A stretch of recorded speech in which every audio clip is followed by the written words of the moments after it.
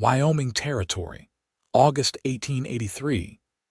The sun beat down on Casper Ridge like it was trying to burn the place off the map. And still, Cora Renshaw kept working. She had been up since before dawn, hauling water and scrubbing the floors of the Overland Rail Inn. Her hands were raw, her back ached, and her blouse stuck to her skin. The manager, Mr. Dobbins, stood in the doorway wiping sweat from his neck, watching her like he was proud of how close to breaking she was. "You missed a spot under the stove," he said flatly. Cora didn't answer. She just dropped to her knees again, jaw clenched. She had done this 6 days a week for the past 3 years, ever since she was left alone with her younger sister's 2 children after the girl died of fever. The children's father had vanished that same year. Cora never questioned why anymore. Some men were just wine there one moment, gone the next. Ruthie was 9 now, quiet for her age, always clutching her little rag doll close. And Reuben, 6, full of questions no one had time to answer. Cora worked because it was the only way to keep them fed and out of the orphanage. That was the deal. Mr. Dobbins offered her room, board, and a promise the kids would be allowed to stay upstairs in the attic, as long as she cleaned until her bones gave out. She had never been late on a chore, never stepped out of line. And still, it never seemed to be enough. That afternoon, as the wind picked up and dust swirled up the road, a stranger rode into town. He sat tall in the saddle, his hat tipped low against the sun. The horse beneath him was a deep chestnut, its hide shining with sweat and speed. The man rode like he had nowhere to be and all the time in the world to get there. Cora glimpsed him as he passed the inn, and for a second, their eyes met through the open window.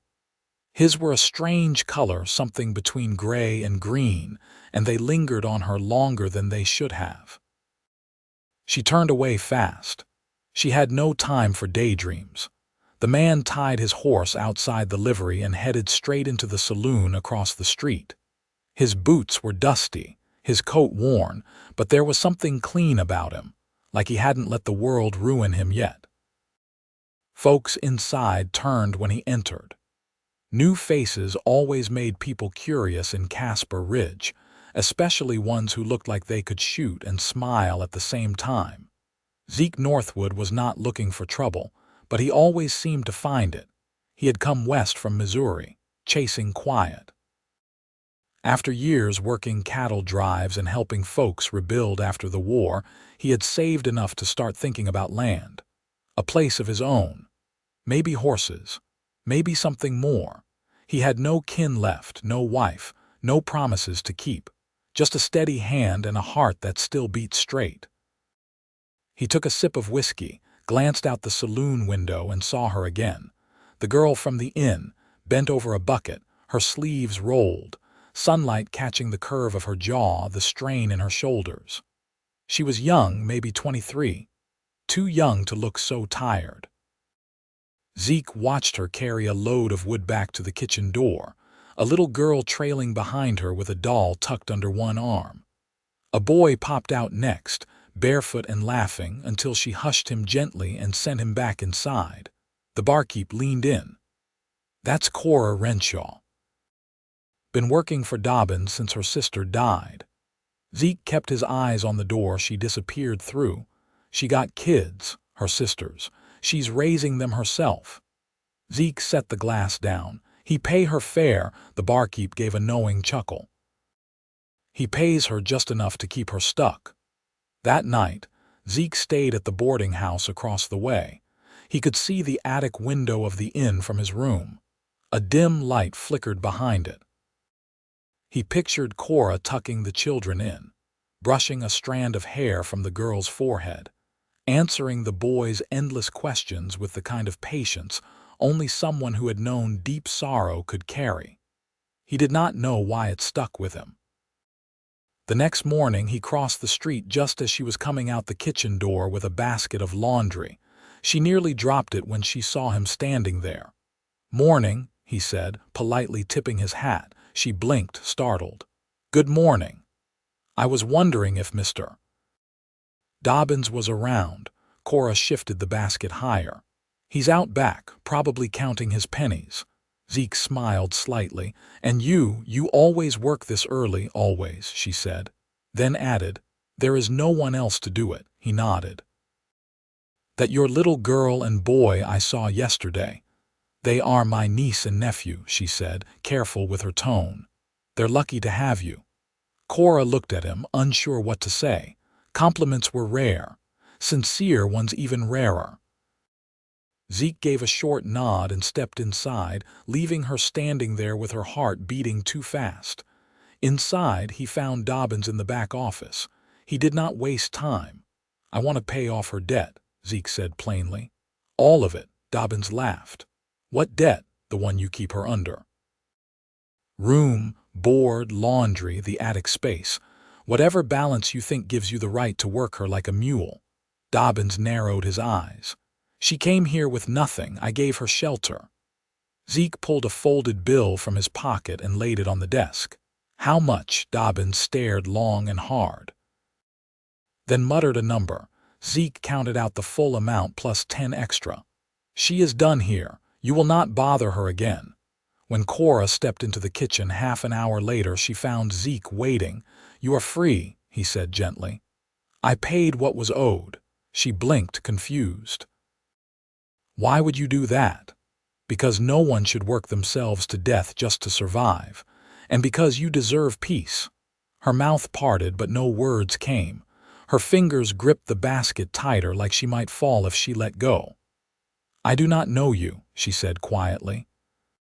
"Then get to know me," he said. "Let me help you start again." The children came running in just then, Ruthie holding her doll, Reuben asking about lunch. Cora looked at them, then back at Zeke. "I do not want charity." "This is not charity," he said. "This is a promise." She studied him, the steadiness in his voice, the way he looked at her like she was not broken, just tired, and something shifted. "Where would we go?" she asked. His answer was simple.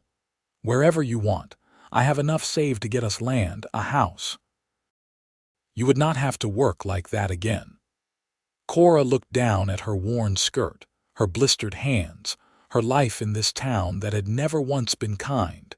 Then she looked at him, this stranger with kind eyes and a quiet voice who had already done more for her than anyone ever had. "All right," she said, the word barely above a whisper. He smiled then, just enough to warm the room. And outside, for the first time in weeks, the wind carried the scent of rain. The wagon wheels creaked steady under the weight of what little they owned: 2 trunks, a straw mattress, a sack of dry beans, and a dented kettle. Zeke had borrowed the wagon from the livery for the journey out of town, and Cora sat beside him on the bench, Ruthie tucked close beneath her arm, Reuben curled up between her knees with his chin resting on the edge of the seat. The boy had gone quiet since they left the inn behind, watching the road roll out in front of them like it might break apart if he blinked. The land to the west of Casper Ridge opened wide, all rust-colored hills and tall grass that bent low in the wind.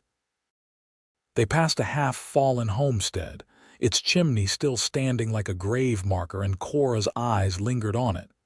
"You ever live out this way?" Zeke asked, keeping the reins loose in his hands. "No," she said. "My folks died in Kansas when I was 15. Been in towns ever since." "Mostly ones like that."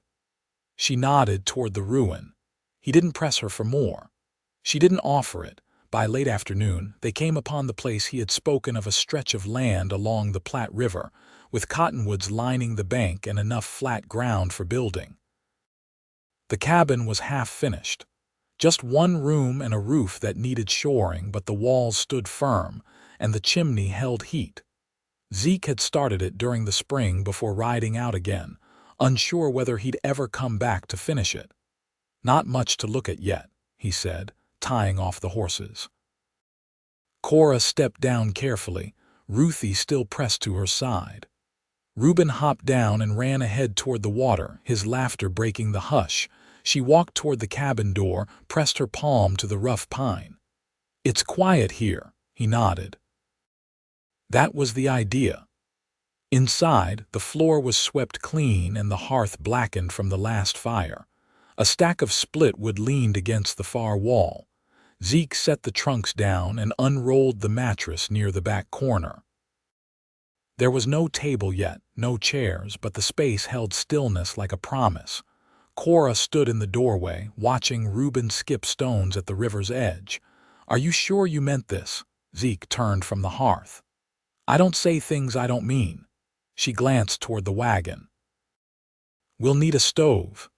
"I've got one stored in town. I'll bring it out tomorrow." She crossed her arms, more from habit than chill. "And after that, I figure we build what's needed. Coop, garden plot, maybe a pen for stock. Once the roof's set proper, I'll get started on a second room for the children." Cora looked at him, then not out of fear or suspicion, but as if she were trying to find the shape of the man he was beneath the quiet. "I've never had anyone build something for me," she said. Zeke didn't look away. "You will now." That night, they ate beans over the fire.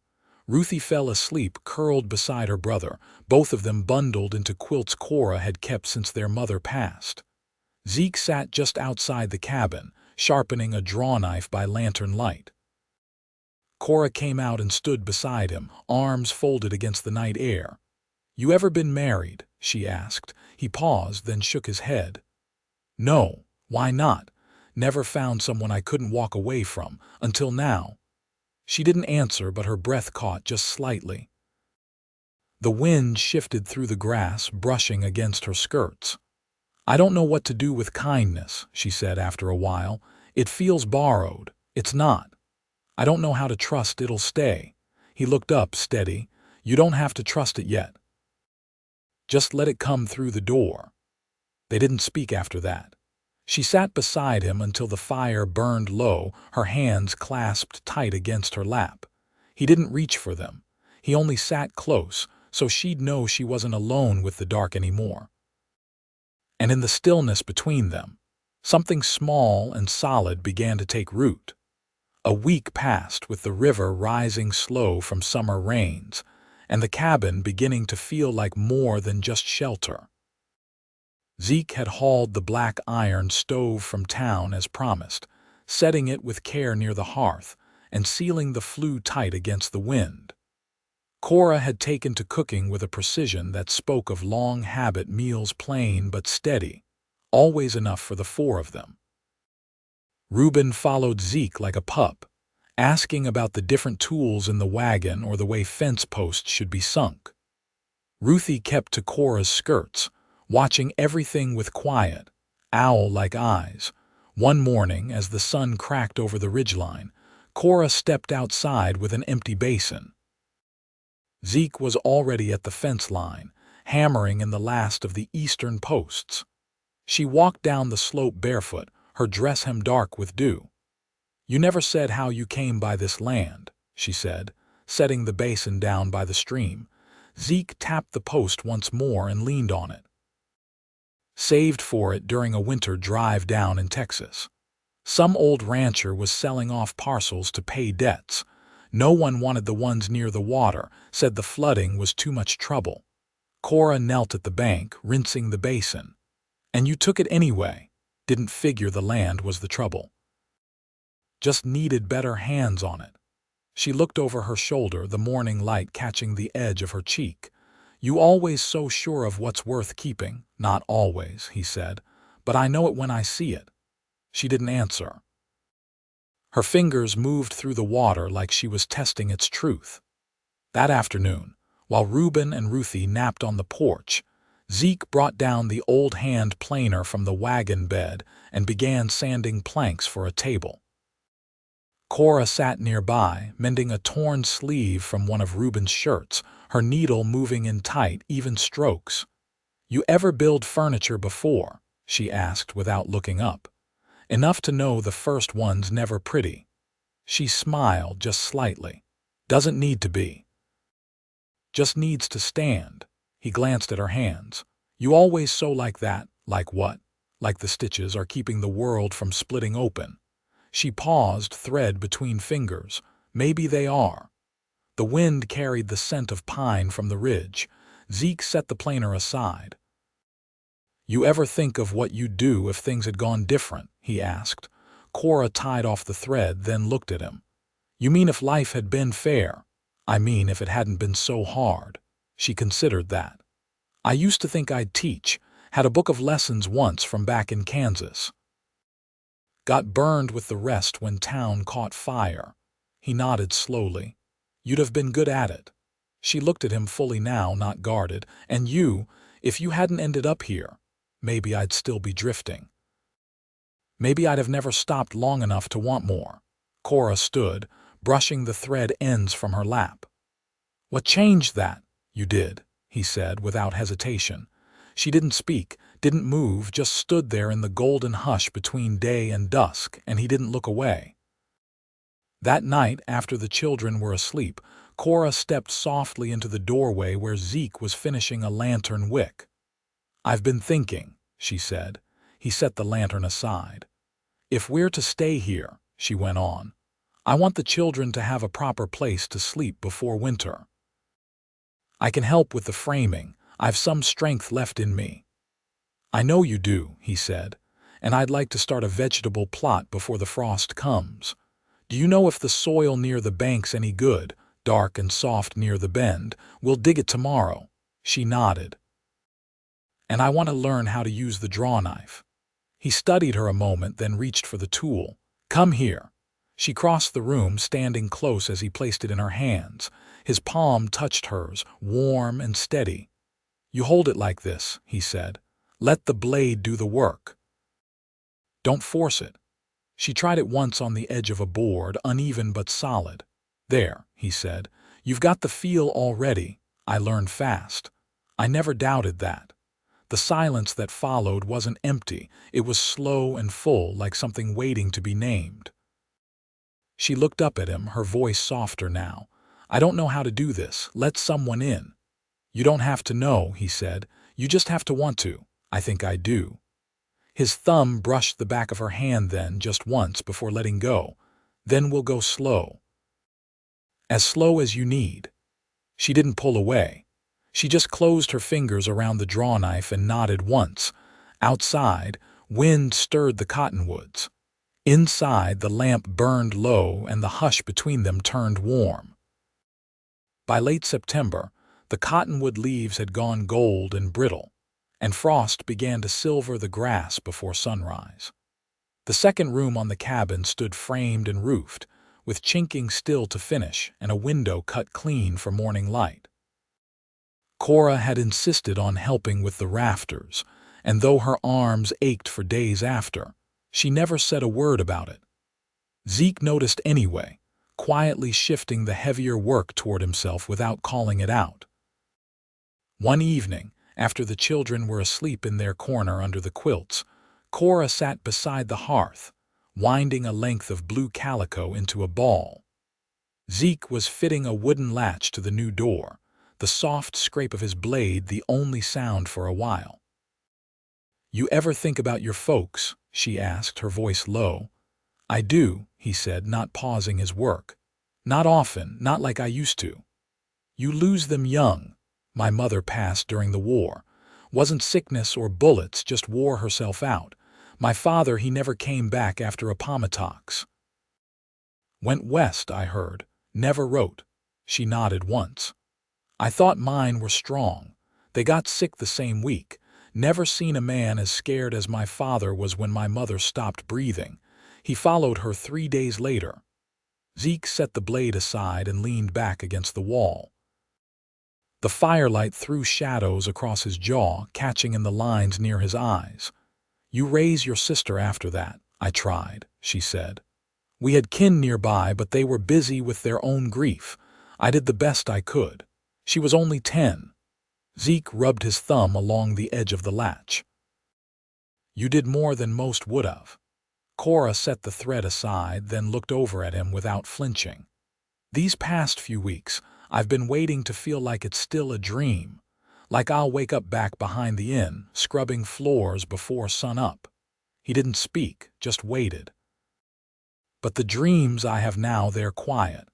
Not perfect, but there's no shouting, no cold floors. Just the sound of the river and the children breathing. Zeke shifted, resting his arm on the bench. If the day ever comes you wake up and it feels like more than you can carry, say so. We'll carry it together. Cora didn't turn away. You say things like you mean them. I do. She stood then, crossing the room to the shelf where her sewing things lay. Tomorrow I'll start on curtains for the new window. Ruthie asked if she could help. She's got a steady hand, Zeke said. Takes after you. Cora smiled, but it was different this time. Not cautious, not small. It stayed in her eyes even after her mouth settled. In the days that followed, they worked close without speaking much. Zeke dug rose for the last of the fall greens while Cora and Ruthie hemmed the curtains at the table. Reuben nearby with a stack of pine blocks he was whittling into crooked animals. The rhythm of their days became a kind of music, quiet, steady, shaped by need and patience. One afternoon, Zeke returned from the ridge with 2 rabbits slung over his shoulder. Cora looked up from the stool where she was mashing dried herbs into lard for winter salve. You trapped those, shot them clean, he said. Plenty more out there. She stood and took them without a word, carrying them to the table. Ruthie's been asking about stew.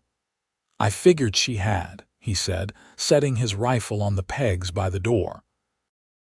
That night, as the stew simmered and the cabin filled with the smell of thyme and meat, Reuben crouched near Zeke, watching the flames.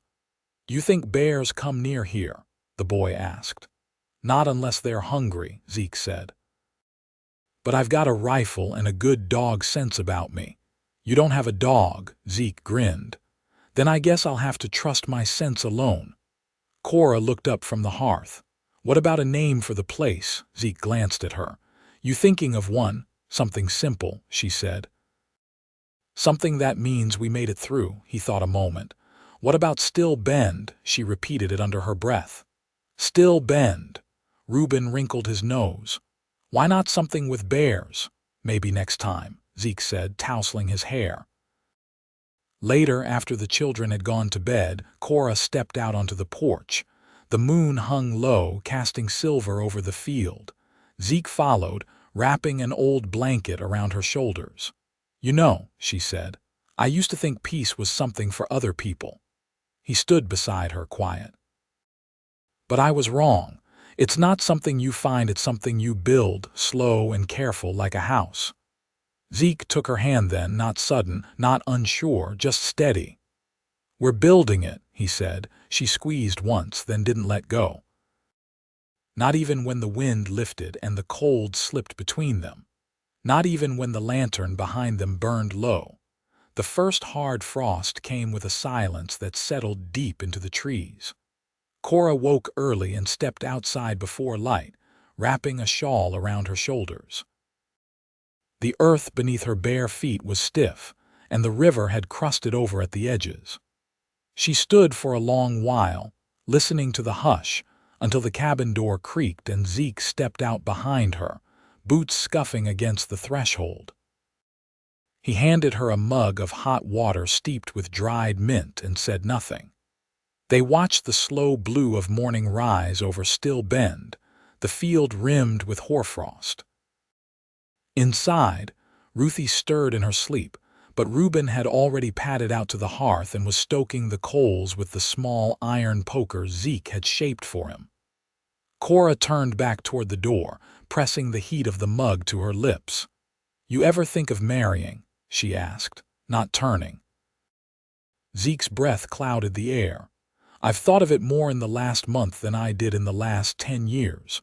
Cora nodded, kept her eyes on the birch tree at the edge of the clearing. I was asked once, back in Kansas.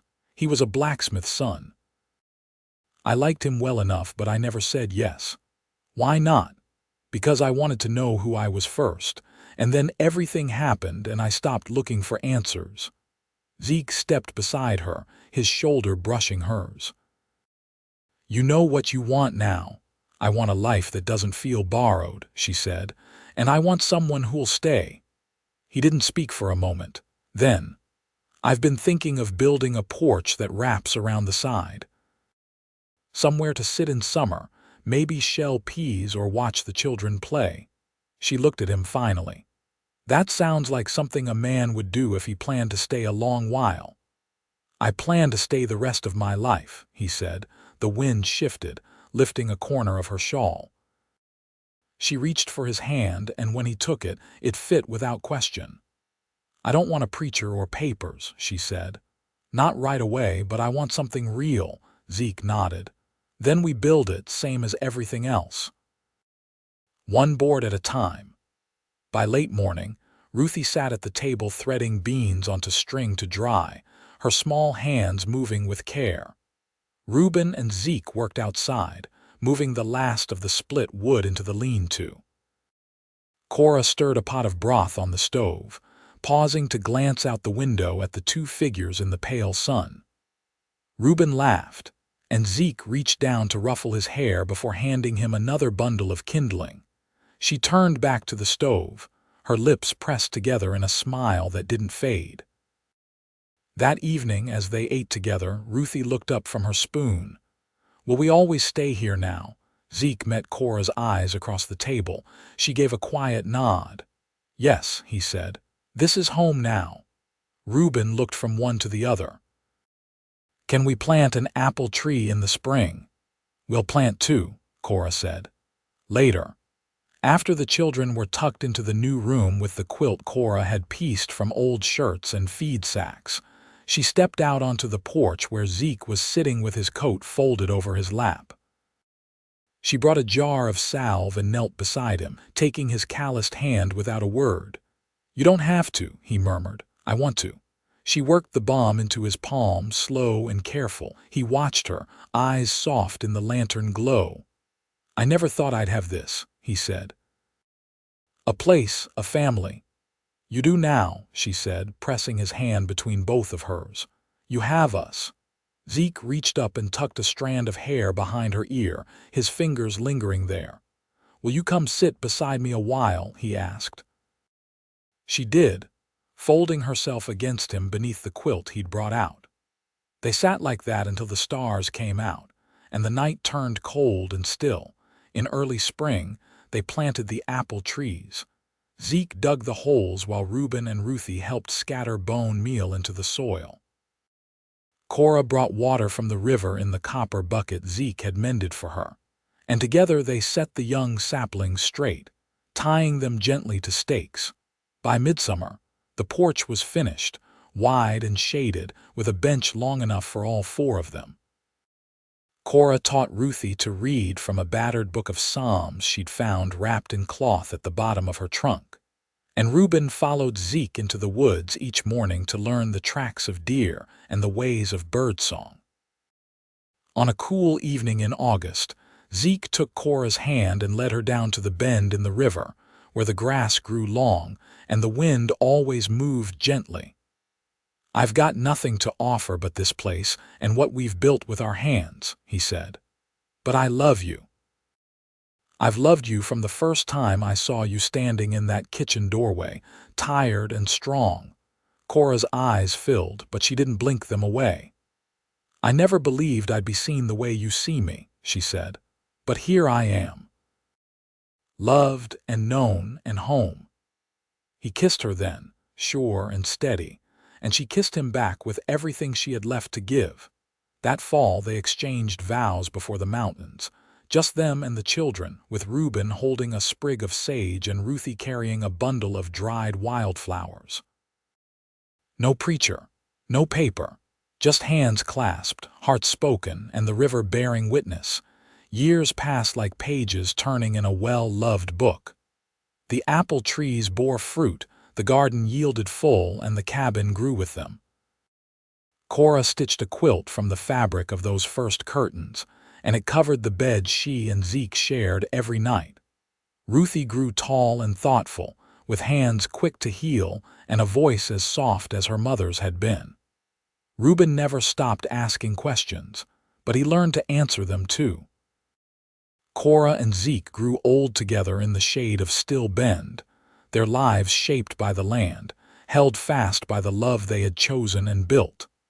And when the wind passed through the birches, it carried laughter and the scent of bread and the sound of a life well loved.